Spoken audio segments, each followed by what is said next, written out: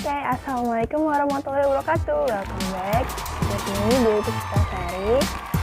So today I will do my last chance in my reading subject because I can say this will be my last assignment for my reading subject in this semester. Well, unfortunately, I must say this, but this is the truth. So without further ado guys, you already know me, I'm Geoffrey from English Education student, student of English Education. So without further ado, we going to the material. Well, so today material is about article compilation. Am I right? Yes, article compilation. So I will read 10 articles and I will present it today. Okay, so we're going through the first article. Oh yeah, by the way, I'm going to show you on my screen so you can see what I see. First is from journal titled What Matters in Practice Teaching, the Perception of School and Student.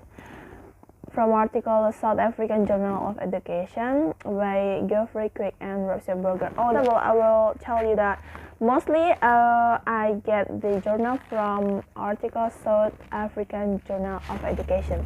So there is maybe just 2 type from others article. The entire article is from South African Journal of Education. Okay, we continue. From the problem that happened in South African University about how the models of teaching and initial teacher education at South African University, they found that how much slippage there is in teaching practice, a concept well understood by schools, students, and university, but seemingly with so much potential for lost opportunities. By paying attention to what matters in designing the teaching practice program rather than a myriad of disconnected competence, student teaching and initial teacher preparation can be much more thorough. We're going to the next article, a journal, challenging facing primary school educators of English second or other language learners in the Western Cape. From article South African Journal of Education, full the same, by Julie O'Connor and Martha Geiger. The obstacle that the educators face are the challenges that observed by the journal from grade 1, 2, and 3 government school in the Cape metropolitan area who were working with such learners. Challenges faced by educators when teaching ESOL learners included learners' academic and socio-emotional difficulties and a lack of parents' involvement in their children's education. So, we got it? In class, in spite of feeling sympathy towards ESOL learners, educators felt frustrated working with them because of a heavy workload. 34% educators reported frequent problems with discipline. 43% main problem not able to speak the first language of ESOL learners. So, participant educators indicated a need for departmental, professional, and parental support and additional training and source. That's quite clear. Well, can we face the problem that appears by building school-based reading practice? So this is another journal from article the same, South African Journal of Education by Winburg and Geary. The way teachers try to promote reading by bringing texts on topics they feel are interesting to learners into the classroom, such as stories about young people, biographies of pop stars, or books about sport or sporting personality. That such attempts by teachers to simulate middle-class home-based reading practice in working-class schools are not effective in building a reading culture among young learners. But they indicate that for working-class children, reading occurs more naturally in the context of the academic subject which they study at school rather than in areas traditionally associated with learners' out-of-school interests. As reading is associated with academic success more generally, we propose that integrating supplementary reading activities into mainstream academic subjects, particularly where mainstream subjects are interesting to learners, is effective in the promotion of reading at school. Can we face the problem in school when we're teaching is all with this? Probably. Next, teacher participation in facing beliefs and values in life orientation programs. So the same from the same article by rene, ferguson, and cornelia roux. I don't know how to spell that. I'm so sorry if I'm doing wrong. Finding and conclusion from the research are the uncertainty and lack of knowledge remains, intervention in remote areas remains difficult, negative perceptions remain, misunderstanding of facilitation strategies. What comes to the fore is that the success or lack of it in dealing with religious diversity in classroom will be determined by the particular social circumstance or schools, the background and training of teachers, the quality of in-service training programs, and the teacher's attitude towards religious and cultural diversity. That is all. Let's be going through them. How the adolescents determine their characters. Let's see. Check it. From the journal Personality Development of the Adolescents, Peer Group versus Parents. What I say? From by Garfield. Which one do more influence personality development of the adolescent between peer group or parents? The result indicated that the peer group, when compared with parents, had a strong relationship with the personality development of the adolescent. Woo. So our first gonna determine our personality, right? This strong relationship was more prominent in boys than a girl.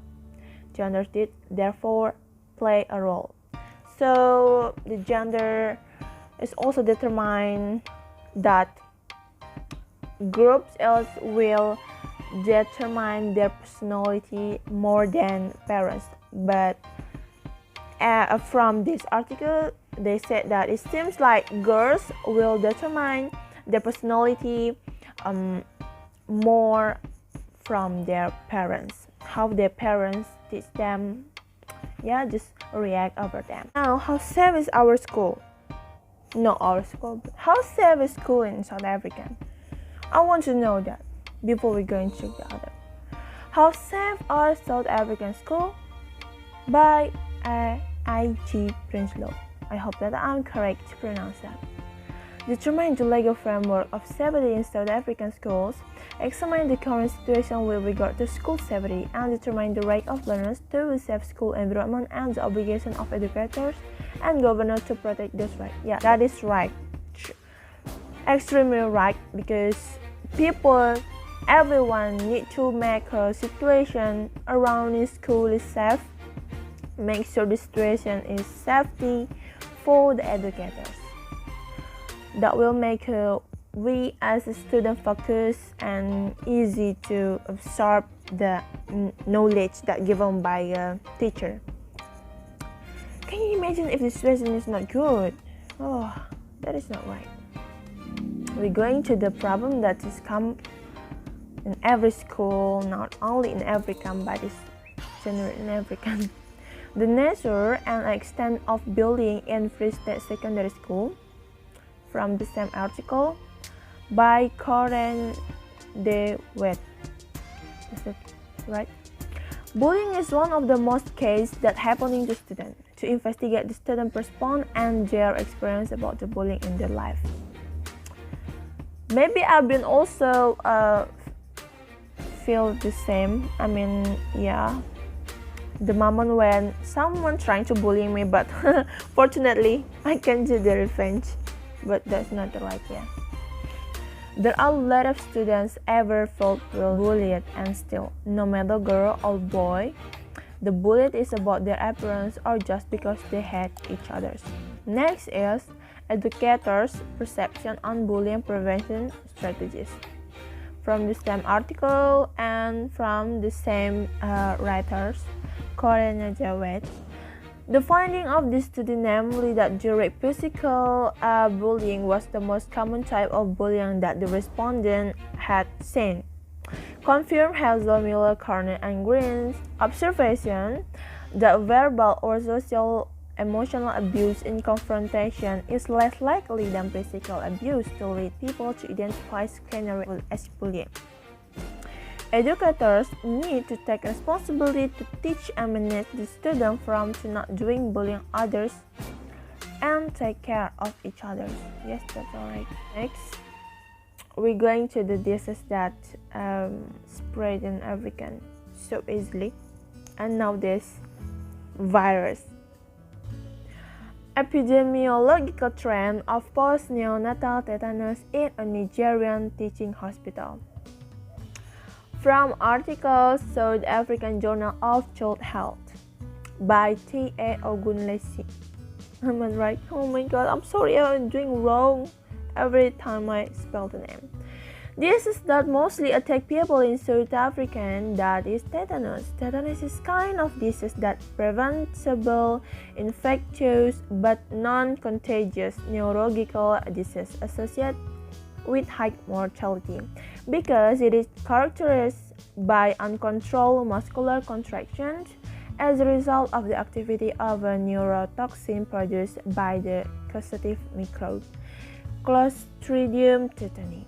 Found how much people dead and not a good condition from people in South Africa.